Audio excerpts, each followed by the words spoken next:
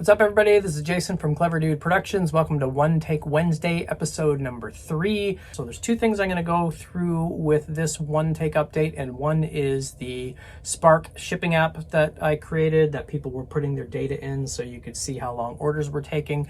And the second thing is recording the Spark amp by miking it and through USB. So hearing how you can get a really good sound if you have an audio interface and you have the ability to mic the amp and run it through an audio interface at the same time. So let's get right to it. So first on the screen, this is the final update for the Spark app. So in total, there were, let's just clear this filter, I think 110 people actually went in and added their data. So yes, 109 total orders. 10% of those folks actually received their order. Average days to receive 118 days. Fastest shipment 61 days, and still reigning champion of the record for the longest delay in getting the Spark amp, 178 days. So even with my insanely high 650 subscribers and being a YouTube influencer like some people have claimed, I did not get it for free, and I waited a long time to get it. And the last video I did a quick feature by feature overview of it, and now that I've been using it more and I'm prepping our third record that I'm going to record some of it with the Spark amp, yes, I'd absolutely do it again. I think it's a great amp. I think it sounds really good for what it is. Plus, given that you can use it as an audio interface, obviously you can use whatever guitar plugin you want. So let's just take a quick look at this data. After this video, I'm going to delete the app again so it doesn't start costing me more money to keep that up there. The US seems to have the longest waits. Canada's gone down a little bit. But these are the weights by country for people that have actually received it. And if I switch this over to people who are waiting for orders, waiting time for country, by country, sorry. So here we go. There are the average wait times for all of the people who have put their data in there. So obviously COVID had something to do with this, and shipping was delayed for lots of stuff. Hell, I ordered some light bulbs from Home Depot that I thought I did a store pickup for, and it took 2.5 weeks to get that, and it was just some dude drove up in his Honda and delivered it. So it's completely understandable what they're going through with all of that stuff. Doesn't make it any better that they haven't been very transparent about it, but the things that have changed since then, and I would like to say that the email I sent them was the cause of this, but it's unlikely. The CEO sent out a note saying that here's what's going on with shipping, here's what's happened. I think they've been really good at updating people anyway, but still, I'm just amazed at how many comments I get, plus comments in the forums and YouTube channels around people still talking about shipping and stuff like that for the Spark, which is understandable. I mean, if you order a product and you have to wait a long time for it, and they say it's going to be here at a certain day and they keep moving it, yeah, I'd be pretty pissed too. But it was nice for the CEO to send that email out. So take that for what it's worth. Some people who are on the negative side are going to call that damage control. Other people are going to say, cool, at least they're recognizing and they're doing stuff. What I would say is it would be very cool if they even just put, hey, we have 300,000 orders, we fulfilled 100,000 of them. So stuff is actually going on. But I think that's been the minority where people have left a comment saying it's a scam, it's a pyramid scheme, but there's the fucking product right there. It's not a scam. That's how early access order stuff works. So the other thing that they did, and you might have noticed this in the Spark app, I don't think they will have the notification in there anymore, but they might still have it. Help center, contact support. No, they don't. They actually popped up a survey, a SurveyMonkey survey. So serve the SurveyMonkey survey, where they were asking about feedback for the amp, feedback about features, what would you like to change, etc., which is really cool. And it would go another step if they actually publish that stuff to show people and be transparent. As somebody who's worked as a product owner and developed products and software, yeah, that's something that I've been a huge fan of, is the more transparent you can be about your product, the more you're going to prove to your audience that you actually care about the product, you care about your customers, and there's really no downside in doing it. I mean, if they received 300,000 orders and they've shipped 10,000 of them, Yeah, for optics it's going to look bad, but at least it's transparent and it's out there. I'm sure it's probably hurting more sales by not being more transparent, because people are going to think, well, why would I order this thing? I can get a Boss Katana. I can get, I'll put the link in the description for this video. There's somebody who did a shootout of 30 different microamps. So there's tons of options out there that you can use. So it could be hurting them more by not being transparent. So anyway, that does it for the Spark app itself. So thanks very much to everybody who put their data in there. And again, who knows if word of this got out to them? Who knows if they read the support case where I said, hey, it'd be great if you guys could tell people, like give them a message about what's going on.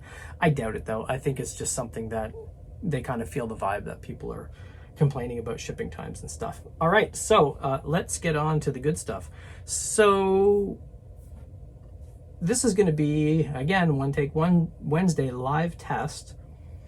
I'm using Waveform by Traction, which is free. So, you know, Reaper is a good option. It's 60 bucks. I think as of July 1st, you have to pay 60 bucks to get it. If you were somebody who downloaded and installed Reaper beforehand, you don't have to pay. You still get the nag screen that tells you, hey, are you still in your trial or whatever? And it will limit what you can upgrade to. So I downloaded and set up Reaper with version probably 5 or 6, I can't remember. So there's a limit to what I can upgrade to unless I purchase. So if you don't want to spend the 60 bucks, a friend of mine uses Waveform by Traction. It's 100% free. For the free version, I'm sure the functionality is limited, but again, my channel and these videos are targeted at people who are home recorders. So no, you're not going to have a 43-piece band in here recording at the same time. Maybe you might record 2 people at the same time. Maybe you want to record acoustic drums if you have them and you want to set up, you know, 5, 8 different microphones, etc.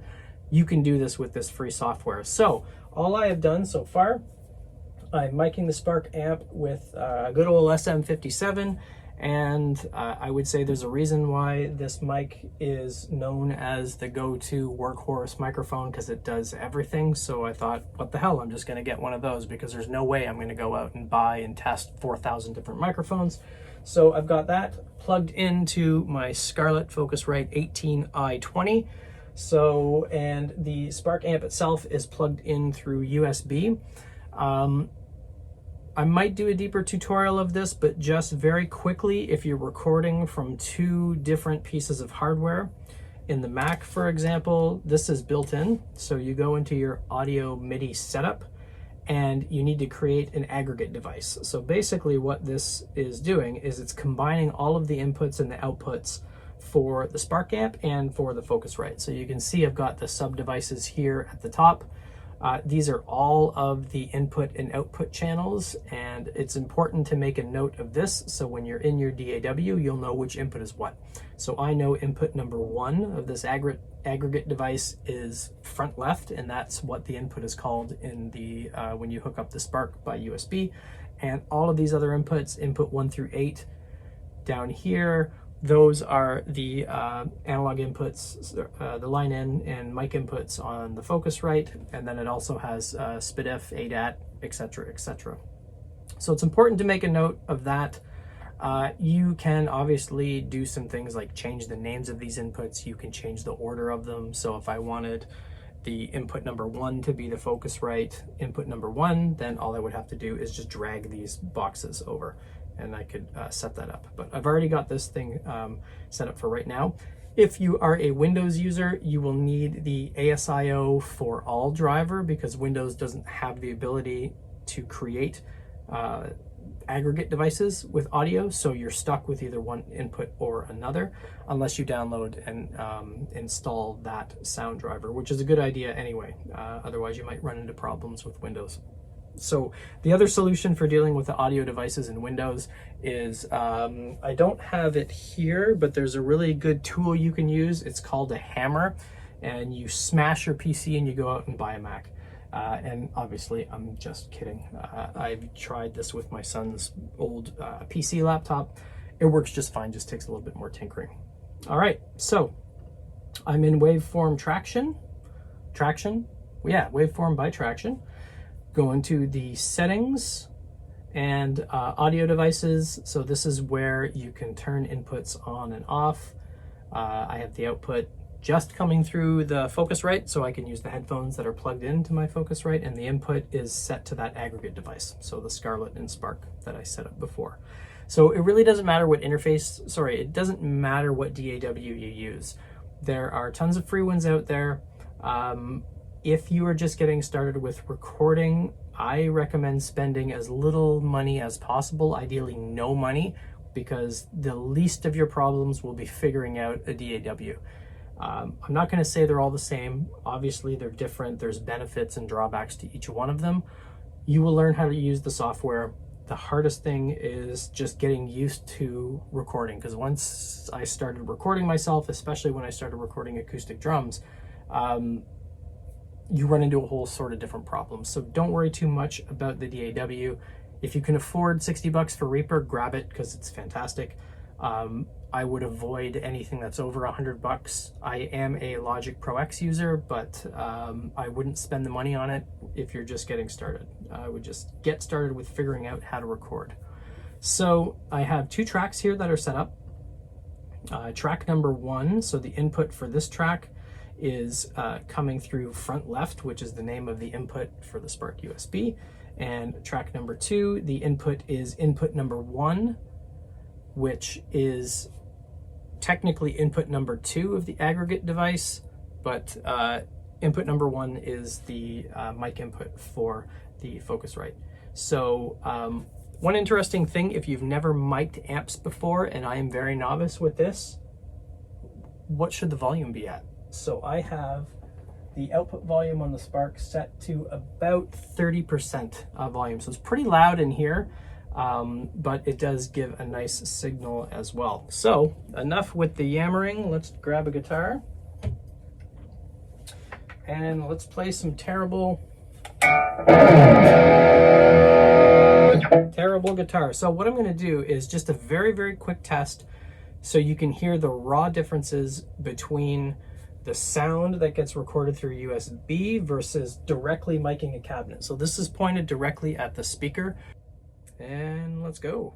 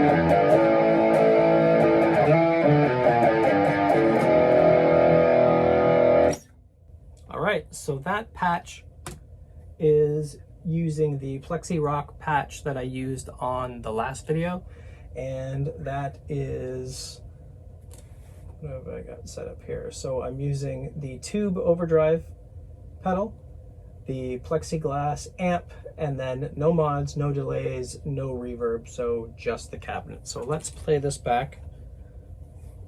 Put this thing away.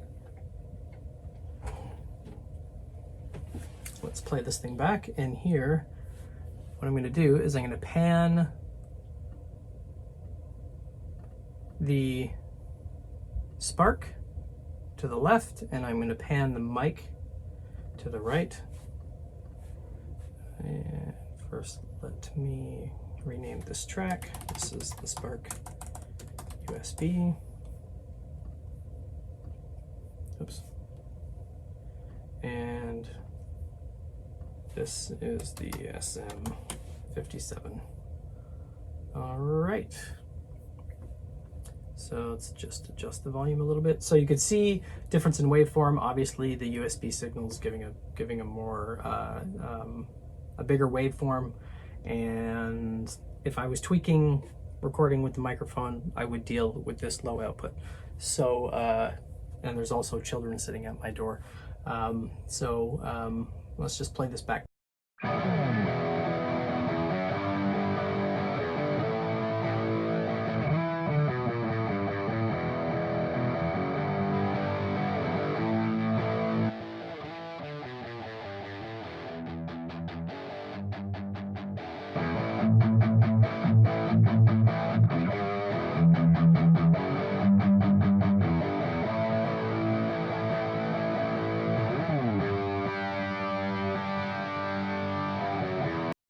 So the mic obviously sounds a lot thicker to my ears. But one cool thing, when you blend these, it actually sounds pretty good when you mix them together.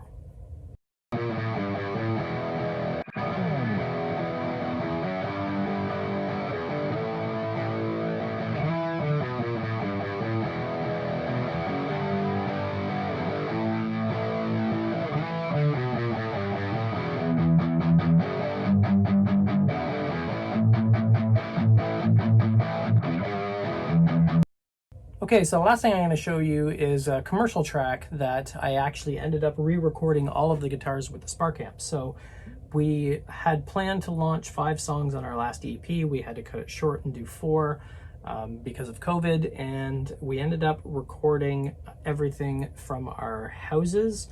And I had all the guitars done, everything was done. I just needed to get the vocals done. So once I got the Spark at the end of May, I decided to re-record all of the guitar parts except for the acoustic guitar and the lead solo, which was already done. I didn't want to mess with that stuff. So this one is around the comment from The Barf, which awesome handle, dude.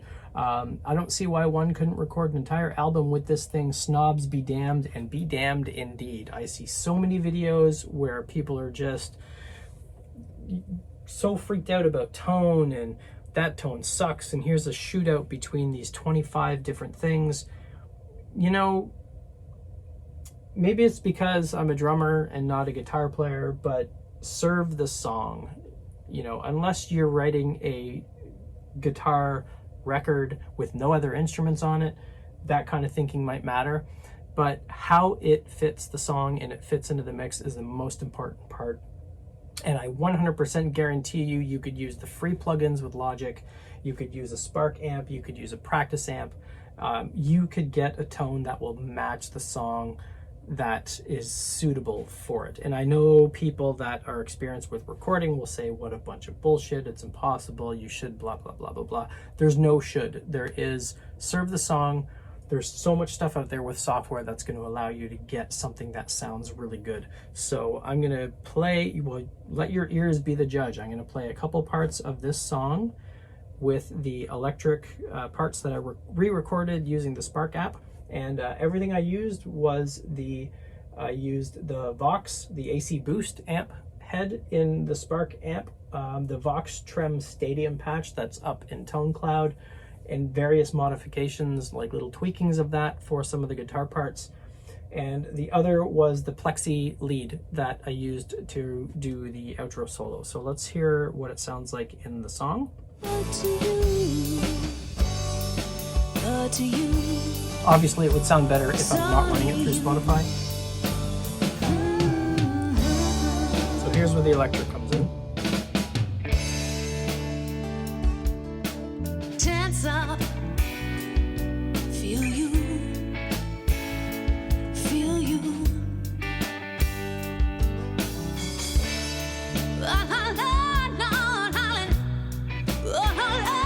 What you doing is all for you.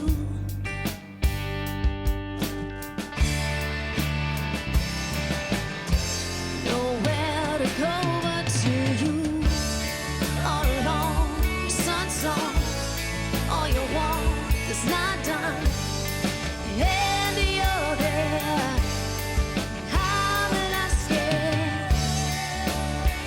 So it just repeats on and on there, and I'll go to the outro where I'm still using the same Vox head, the AC Boost amp, amp head, and the only thing I did was I turned the gain up a little bit. That was it. Turned the volume on the track down a little bit. Over to you.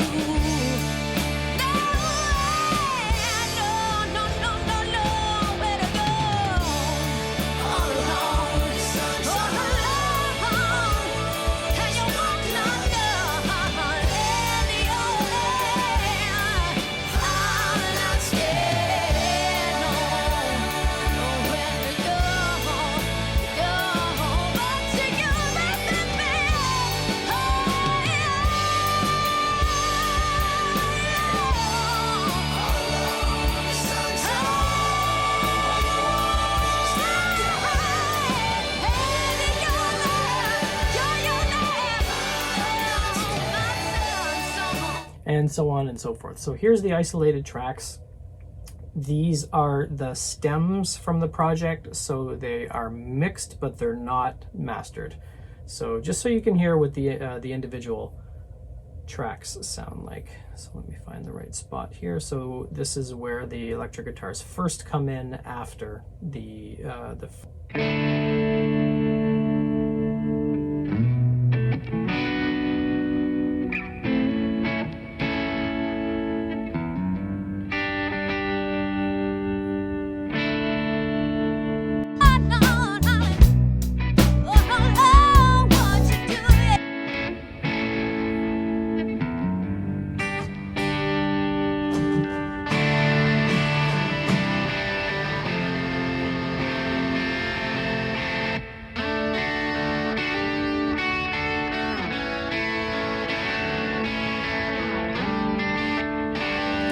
So very thin and jangly sounding. That's kind of the sound that we all kind of like, but you listen to it on its own, you're like, ugh, that doesn't sound so good. And in the song, I think anyway, I think it sounds really good. So now let's just get to the outro before I close this video off, where all I did again was turn the gain up a little bit.